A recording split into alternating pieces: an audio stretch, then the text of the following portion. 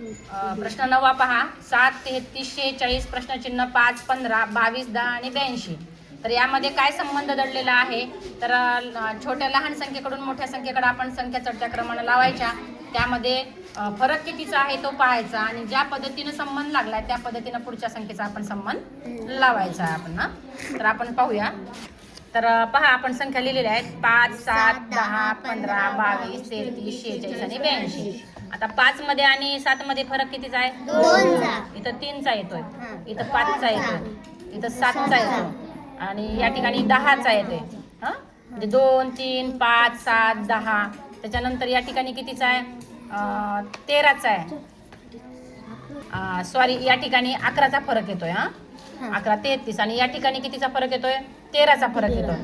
आणि आता या ठिकाणी खूप मोठा गॅप आहे, मग त्यामुळे इथं कुठंतरी एक संख्या येते. त्यामुळे आपण काय बघूया, हे संख्या कशा आहेत? 2, 3, 5, 7, 11, 13 ह्या कोणत्या संख्या आहेत बरं? मूळ संख्या आहेत. मग आता 11च्या नंतर 13 ही मूळ संख्या, 13च्या नंतरची मूळ संख्या कोणती आहे? 15 ही मूळ संख्या. तर कोणती आहे? 17 आहे. कारण मूळ संख्या कोणत्या माहित नाहीत का तुम्हाला? की ज्या कोणाच्या पाड्यात नाहीत, एकच्या आणि त्यांच्याच पाड्यात आहेत, अशा मूळ संख्या म्हणजे 17. तर आपल्याला काय करावं लागेल? 46 मध्ये आपल्याला 17 मिळवावे लागतील. 46 आणि आपण जर 17ची बेरीज केली तर 63 येते या ठिकाणी. म्हणजे या ठिकाणची संख्या कोणती येईल? 63. आता 17च्या नंतरची मूळ संख्या कोणती आहे? 19 आहे. आता आपण जर 63 मध्ये जर 19 आपण मिळवले तर या ठिकाणी 82 येतात. या ठिकाणी आलेले आहेत. म्हणजे 63 ही संख्या या ठिकाणची त्यांनी ठेवलेली नाही, ती आपण पर्यायामध्ये बघू. पर्याय क्रमांक 1 हे आपलं उत्तर येतं. त्यानंतर 10वा प्रश्न बघा. 10व्या प्रश्नामध्ये काय म्हणलं आहे? 7, 43, प्रश्नचिन्ह 23, 11, 32 आणि 56, 8, 16. तर यामध्ये काय संबंध दडलेला आहे?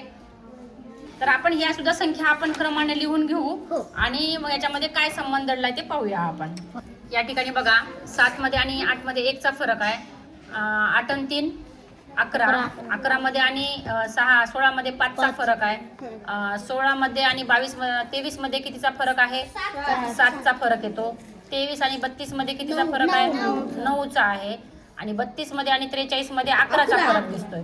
आता मला सांगा, या ठिकाणी 1, 3, 5, 7, 9, 11 ह्या कोणत्या संख्या आहेत बरं? विषम संख्या आहेत. 11च्या नंतर 13, या ठिकाणी 13चा फरक दिसतोय.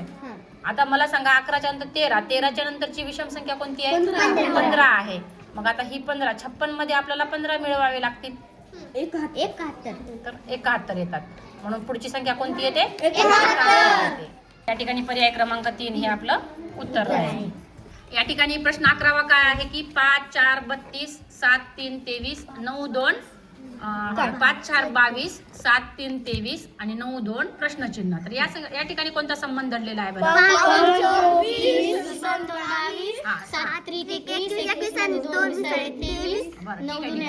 5 चौक 20, 20 मध्ये 2 मिळवले 22, 7 त्रिक 21, 21 मध्ये 2 मिळवले 23, 9 2 18 आणि 18 मध्ये 2 मिळवले 20. म्हणून हा पर्याय पहिला येतो. आता प्रश्न 12वा बघा बरं. या ठिकाणी काय आहे? 9 त्रिक 27 आणि 27 चौक 108, 54 ची दुप्पट 108. शाबास आहे. तर साइन चौक 24 आणि 24 आता आपण करूया हे थांबा. या ठिकाणी बघा, प्रत्येक संख्येचा गुणाकार करायचा आहे. 9 गुणिले 3 गुणिले 4 येते. या ठिकाणी 9 गुणिले 3 गुणिले 4. 9 त्रिक 27, 27 चौक 108. या ठिकाणचा गुणाकार 108. आता 108 चे जर आपण निम्मे केले, बे पंचे 10 आणि बे चौक 8, 54 आलेले आहेत. त्यानंतर साइन चौक 24, 24 आता 24 आता 168 चे जर निम्मे केले तर बे 8 16, बे चौक 8 म्हणजे 84 या ठिकाणी यायला लागले. आता इथलं बघा बरं, 13 26, 26 त्रिक 78, 26 त्रिक 78. तर 78 चे जर आपण निम्मे केलो तर बे त्रिक 6 आणि 92 18 39 आलेले आहेत. म्हणजे त्या ठिकाणी आपल्याला 84 या ठिकाणी किती येतील? 84 येतील. पर्यायामध्ये पाहू.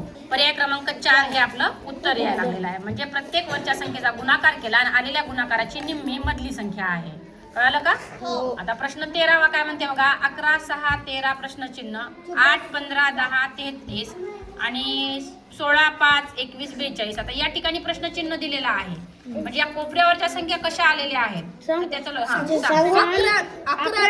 एक जण सांगा. पंचनामा सांग. 11, 6, 17, 17, 13, 30, 8, 15 22 22 आणि 10 22 8 आणि 15 22 नाही 8 आणि 15 23 23 आणि 23 आणि 10 33 16 आणि 5 21 21 आणि 21 42 म्हणजे सर्व या तिन्ही संख्यांची बेरीज काय यायला लागलेली आहे कोपऱ्यावरची संख्या यायला लागली आहे. कोपऱ्यावर. 11 आणि 6 17 17 आणि 13 किती 30 17 आणि 13 30 म्हणून पर्याय क्रमांक 2 उत्तर राहील.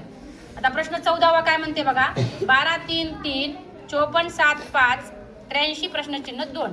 आता या जे ठिकाणच्या कोपऱ्यावरच्या संख्या आलेल्या आहेत यांचं लॉजिक काय आहे कशामुळे ही आलेली आहे तशीच याच्यामुळे ही येणार आहे. 3 चा वर्ग 9 9 मध्ये 12 7 चा वर्ग 49 49 आणि 5 54. थांबा आपण पाहूया. या ठिकाणी काय झालेलं आहे की या 3 चा वर्ग किती आहे 9 आणि 9 मध्ये जर आपण 3 मिळवले तर किती झाले 12 व्हायला लागले. आता या 7 चा वर्ग किती आहे 49 मध्ये आपण 5 जर मिळवले तर किती होतात 54. तर त्या ठिकाणी या संख्येचा कोणत्या संख्येचा वर्ग आहे त्या वर्गामध्ये आपण 2 मिळवल्यानंतर 83 येते. आता मला सांगा 81 मध्ये 2 मिळवल्यावर 83 येतात. हे 81 कुणाचा वर्ग आहे 9 चा वर्ग आहे म्हणून पर्याय क्रमांक 3 हे आपलं उत्तर राहील. 4 2 8 10 3 73 7 1 प्रश्नचिन्ह. तर या ठिकाणी काय आहे संबंध लपलेला तुम्ही पाहिलाय का 4 चा वर्ग 16 आणि 2 चा घन 8 त्याच्यातून हे वजा केले तर 8 होईल.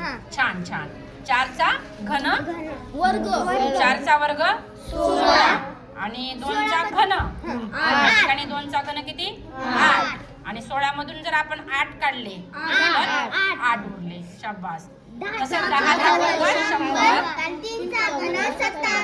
100 मधून जर आपण 27 काढले तर 73 उरतात.